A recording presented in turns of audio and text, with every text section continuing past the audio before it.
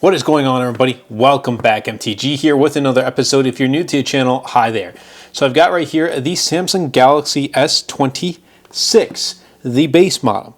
Now, I have put out some content on the Galaxy S26 Ultra, but here is the base Galaxy S26, not the Plus either. And I also do have the S25, so I will be comparing the two, even though there really isn't much to compare.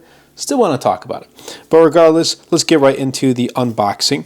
So there are some slight changes, ever so slightly, with the S26 and 26 Plus, and I think more of the changes come with the Galaxy S26. I feel like the 26 Plus is like virtually unchanged, with the 26 getting a little bit more of those changes. So in the box, let's see what we get.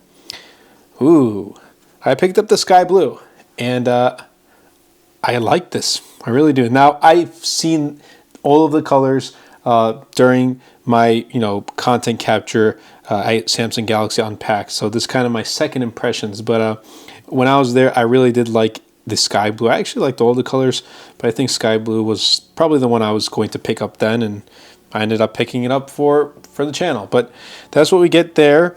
And then everything else obviously is right under here. I mean, unboxing experiences nowadays is, as we all know, it's really, really boring. But nonetheless, we still unbox here on the channel. So we get right here the SIM ejector tool, and then some paperwork, then USB-C to C cable. And with that USB-C charging cable, we only get 25 watts of wire charging.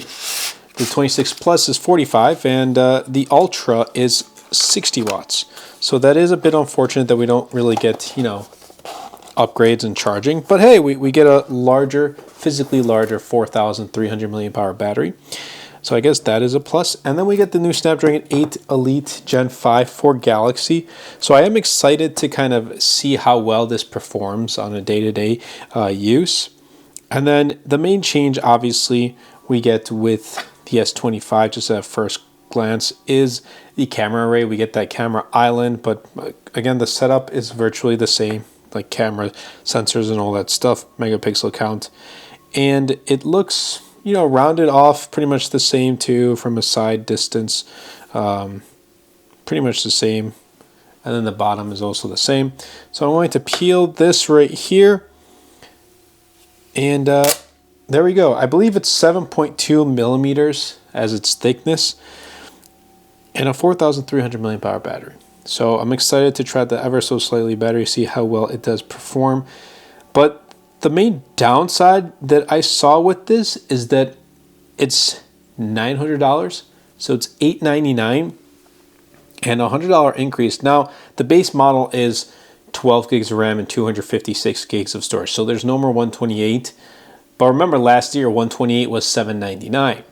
They could have kept 256 gigs for $799 too, but they didn't. Anyway, I'm going to do a quick setup, and I'll be right back with the S26. All right, so I'm back with my initial setup of the Galaxy S26, and it feels smooth. Obviously, that's to be expected, but I feel like this was an afterthought with the Galaxy S26 and 26 Plus. From what I saw and kind of just what I'm seeing right now, Samsung didn't really throw in too many new or much upgrades to this device. It doesn't even feel like a refinement at all. It just feels like, hey, well, we got to make a S26, right? With the S26 Ultra, we might as well just, maybe add a larger battery and make it slightly, improved with a Snapdragon Elite Gen 5 chipset and call it a day.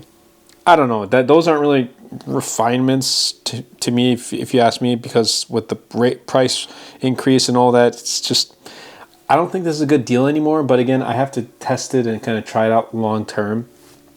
We don't get the anti-reflective coating, obviously, that we've had on the Ultras. We don't get the privacy display. So there are a lot of things that are kind of exclusive to the Ultra, horizontal steady lock-on. So I'm in the camera app right now, so we can even take a look. But let's go to video, for example.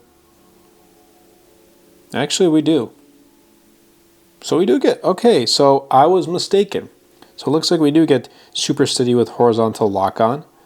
And then for Pro Video, it looks like we also do get log video here as well. And then you have the preview LUTs. So you do get those with the regular. How well is the quality going to be compared to the Ultra? That obviously is expected. It's not going to be as great, but it's still there. So that's nice to see. However, like the big Ultra features, you're not going to get here. Obviously, you don't get that S Pen and things like that, faster charging. So that is a bummer, but nonetheless, I am excited to try this out, and I will be bringing everything over from my Galaxy S25 to my Galaxy S26. And definitely be sure to check out this wallpaper pack right here, by the way. It's called Aura Layers. The links will be in the description down below. The thing is, I love the compact form factor of the Galaxy S, like the base model. But this year especially, it just feels so bland.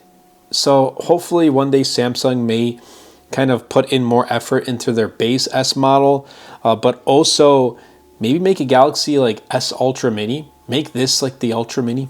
I don't know. That's just me. But here it is again in the sky blue. I think this is like one of the safer colors, or you can go with just the default black as well.